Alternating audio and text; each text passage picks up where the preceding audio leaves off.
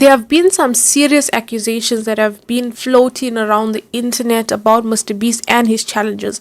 If you missed part 1 where I summarized it, check it out and come back to watch this one so you know what the hell is going on. As each day passes, the more people are trying to keep MrBeast trending till he responds. MrBeast is being accused of psychological torture by a former employee and working with another registered and this time not just Chris Tyson. And there have been claims that MrBeast's company is trying to scrub this from the internet and public records to avoid backlash. Things are getting intense, so let's dive into it. First, Jake, a stand-up comedian who worked for MrBeast, recently released a video titled "I Work for MrBeast, He's a Sociopath." In it, Jake describes a toxic environment at MrBeast's company. He says that those who praised Jimmy got more screen time and bonuses, while those who didn't like Jake were cut from the videos and eventually fired. Jake also shares a harrowing story about being invited to participate in a challenge where he had to survive in solitary confinement for 100 days. The conditions were terrible. No sunlight, constant lights, and a smelly, unfiltered room. He couldn't sleep and it took a toll on his mental health. At one point, Jake's friend jokingly said, "This is a war crime. We can't even do this to terrorists." And honestly, it was no joke. Jake still suffers from insomnia due to this ordeal. And I mean, they had just freshly painted the set. You could smell it, you know,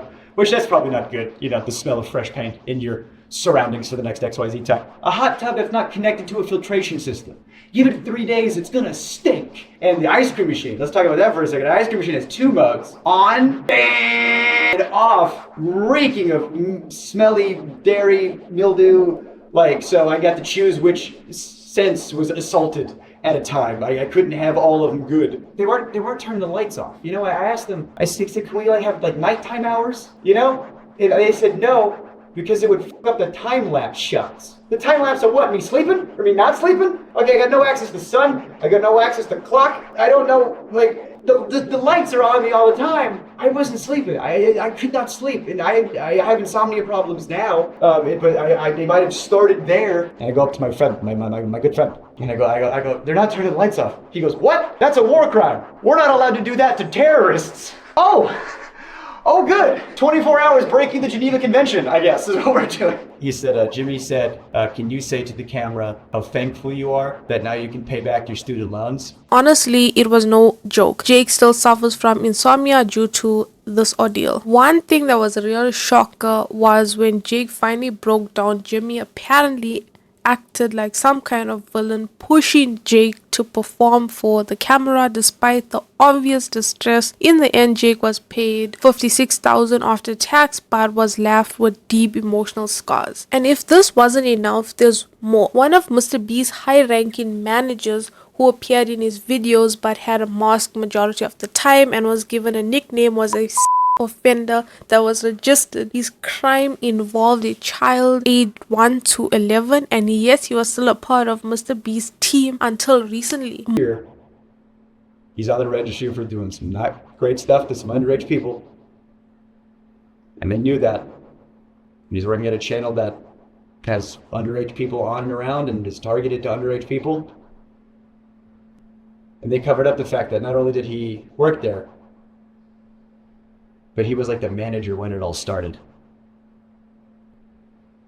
And you know that he knew, and because he'll be in videos, he'll be in thumbnails, he'll be around, and whenever he is, he's wearing a mask. Why would you wear a mask? Why would you conceal your face? It's like, what are you concealing? That you are in registered and that your face could be looked up on a thing? How much more can you literally cover up a offender with a physical mask? Like, do I have to, is it more on the nose? Or I don't know why they let him go, because there's rumors back and forth, you know, so I don't know why they let him go, but he did leave at one point. Moreover, MrBeast's so-called philanthropy efforts are questioned Remember his Team C's project? He allegedly left heaps of trash behind after filming despite claiming otherwise. Let me know what you think. Is this just another controversy? I'm starting to think it's time for some serious answers and changes with how MrBeast deals with his brand, especially when it comes to the health and emotional safety of others. As for the claims about psychological torture, while it's unfortunate that Jake had a tough time, it's critical to understand the nature of MrBeast content.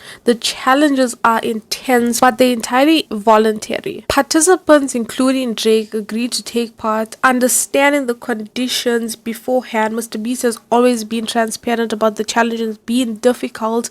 It's a part what makes the content engaging. And although I can agree that when it comes to money, people will cloud their judgment and go against what they normally wouldn't do, but it is entirely up to the participants whether they want to take part or not. As for the allegations of being sleep deprived and it being a war crime, it's being thrown around very loosely here. While Jake may have been uncomfortable during the challenge, it's important to note that the conditions were not set up to harm him but create a tough yet safe environment for the challenge. MrBeast and his team has always ensured the participants are cared for, with access to medical professions if needed. In fact, when Jake struggled, the team acted quickly to address his concerns, even bringing in a psychologist to help him. While saying that, I would agree that them not putting the lights off just for the time-lapse thing was totally unnecessary, and they could have at least given him that bit of grace. The accusations about the registered sex offender working with MrBeast company are incredibly serious. We are not able to tell MrBeast's intent with this, since somebody came out with the tweets saying that the person in question was convicted years ago and has now changed and become a better man, and that the claims were falsely made towards him. At this point, the only person that can clear up this allegations is MrBeast himself, and from the tweet it says that MrBeast knowingly knew that this person was a sex offender and just covered it up by giving him a mask and a fake name. I really think this narrative of MrBeast supporting sex offenders and predators are being pushed on him, and although we cannot tell his intent behind it, like I said, before we rush into judgment, let's remember there's two sides to every story. It's critical to approach such allegations with a balanced perspective, recognizing that mistakes can happen, but they don't define the entirety of a person's character or their contribution to society. At this point, I doubt there's anything MrBeast can say to make this go away and or make people believe him, because I don't think anyone's gonna believe anything he says after this, because there's too much evidence. At this point, he can just give a human statement, which I'm sure he'll do, and try to empathize with the people involved and use that as an excuse or reasoning. But that's all for this one. Thank you for watching. Do not forget to subscribe and let me know in the comments your thoughts on this whole MrBeast situation.